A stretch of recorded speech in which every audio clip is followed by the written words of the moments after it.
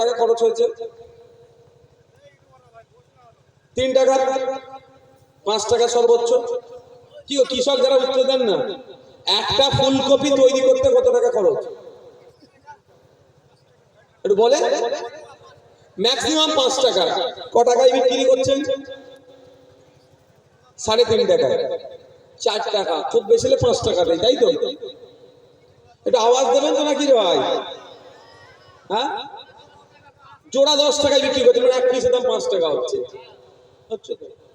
দোষ টাকা, তাহলে আপনি এটা তৈরি করে লাভ পাচ্ছেন? মা আপনার স্বামী এটা মার্কেটে গিয়ে এই বাজারে গিয়ে বিক্রি করছে, লাভ পাচ্ছেন কি? 5 টাকা খরচ হয়েছে, 5 টাকায় বিক্রি করছে, লাভ পাচ্ছেন না? তো এইটা নিয়ে একটু বক্তব্য দিতে চাই, কারা শুনবেন হাত তুলো। সব আমি অন্য বক্তব্য ছেড়ে দিচ্ছি, আর কিছু বক্তব্য দেবো না। আমি একটু কৃষকদের নিয়ে বক্তব্য দেবো, কারা শুনতে চান হাত তুলো। এই উৎপাদিত ফসলের মায়েরা শুনবেন না? হাত তুলতে হবে তাহলে। আচ্ছা আচ্ছা, আমি সব বক্তব্য ছেড়ে দিয়ে আজকে আমি একটা কৃষকদেরকে নিয়ে বক্তব্য দিয়ে শেষ করে দেবো। স্বামীনাথন কমিশন বলছে কৃষকের উৎপাদিত ফসলে 3 গুণ দাম দিতে হবে।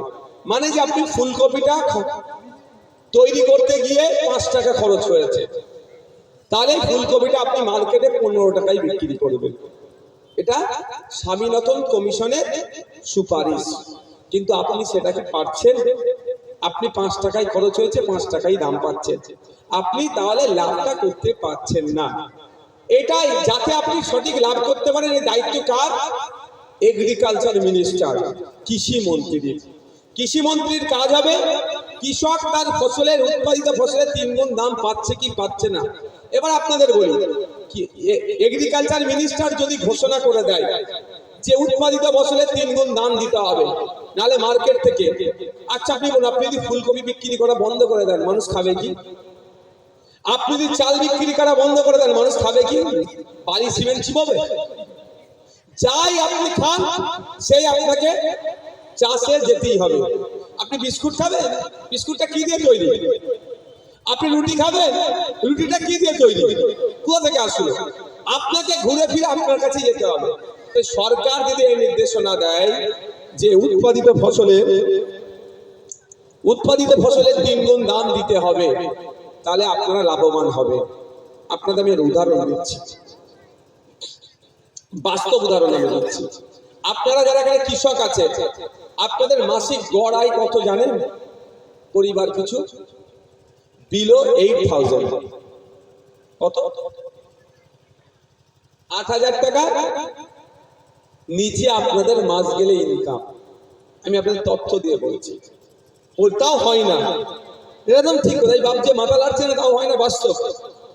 কিন্তু গড় অ্যাভারেজ হচ্ছে, অন অ্যান অ্যাভারেজ ওয়েস্ট বেঙ্গলের ফার্মার্সদের পরিবার পিছু গড় আয় 8,000 টাকার নিচে। এবার আসা যাক, একটু এগিয়ে যান, হরিয়ানাতে চলে যান। হরিয়ানার কৃষকরা BMW গাড়ি নিয়ে ঘোরে, হরিয়ানার কৃষকরা মার্সিডিজ নিয়ে ঘোরে, হরিয়ানার কৃষকরা জাগুয়ারের মতো ব্র্যান্ডেড গাড়ি নিয়ে ঘোরে, আর পশ্চিমবাংলার কৃষকদের ভাঙা সাইকেল নিয়ে ঘুরতে জিপ বেরিয়ে যাচ্ছে। ওরাও কৃষক, আপনিও কৃষক। গুগলে সার্চ করে দেখতে পারেন, আমার কথা ভুল হলে আপনি বলবেন যে ভাইজান ভুল বলছেন। গুগলে গিয়ে সার্চ করে দেখুন। আচ্ছা আমি এটা নিয়ে বলছি, শুনতে চান তো নাকি?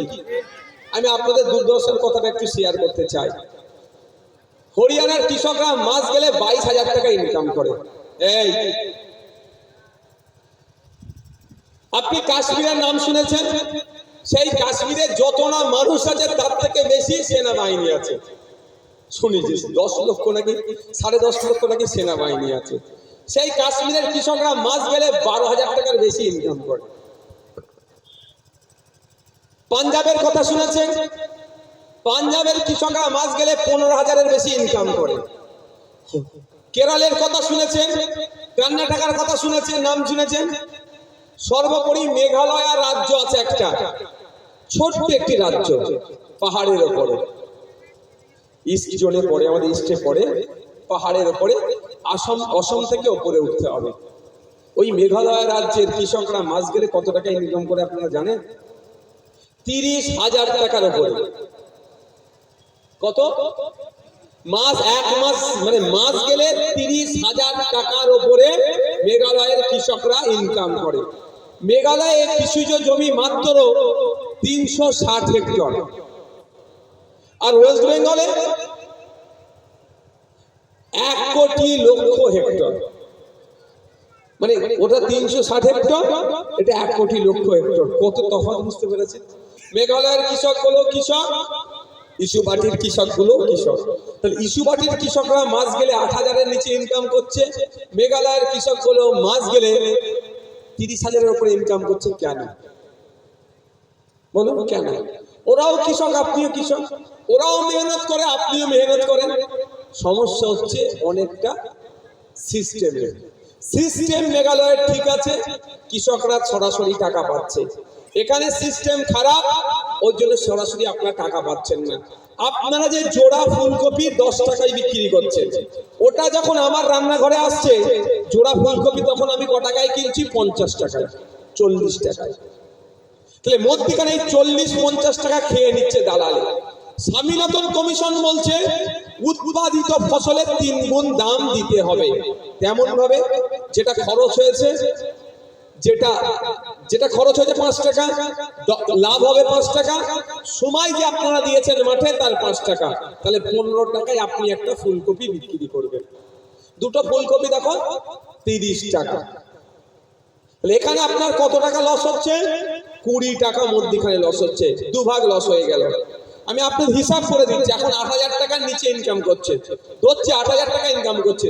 সঠিকভাবে আপনার ফসলে যদি 3 গুণ দাম পেতেন, 3 আসছে কত টাকা ইনকাম হতো মাসে?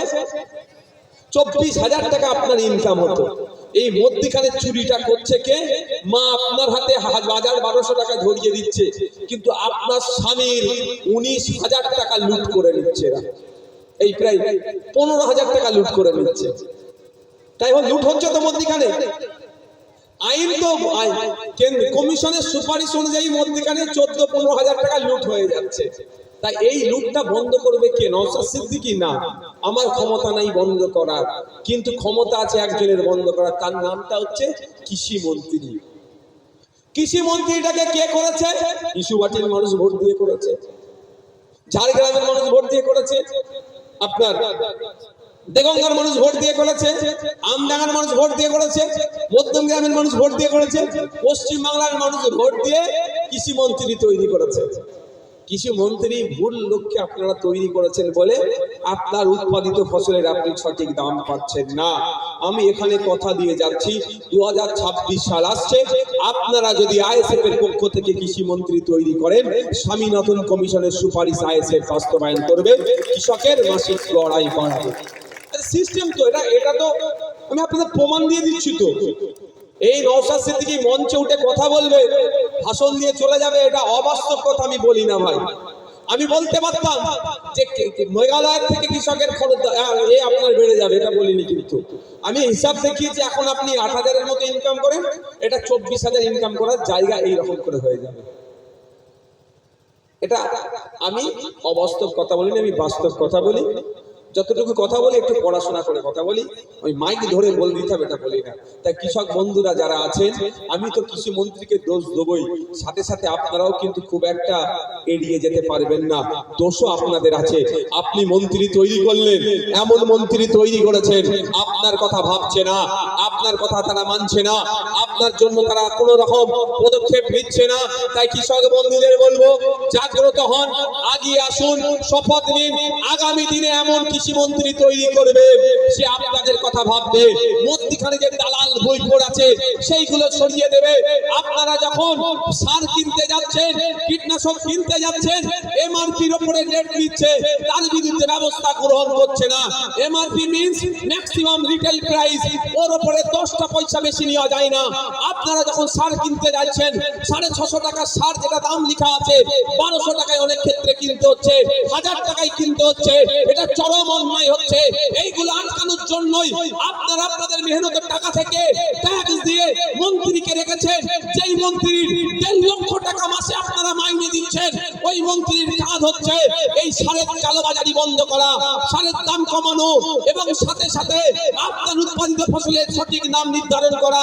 কিন্তু সে মাসের শেষে আপনাদের টাকা থেকেই 1.5 লাখ টাকা মাইনে পেয়ে যাচ্ছে, আপনাদের কথা ভাবছে না।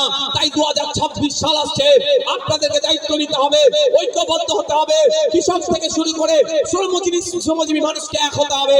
নতুন কৃষি মন্ত্রী তৈরি করতে হবে, যেই কৃষি মন্ত্রী সারের কালোবাজারি বন্ধ করবে, এমআরপির উপরে যদি রেট দেয় ওকে ধরে জেলের মধ্যে ভরে দেবে, কৃষকের উৎপাদিত ফসলের সঠিক দামের ব্যবস্থা করবে। এটা আপনাদের হাতে কিন্তু খেলা, এটা মাথায় রাখবেন। আপনারা কৃষি মন্ত্রীকে তুলতে পারবেন, বসাতেও পারবেন।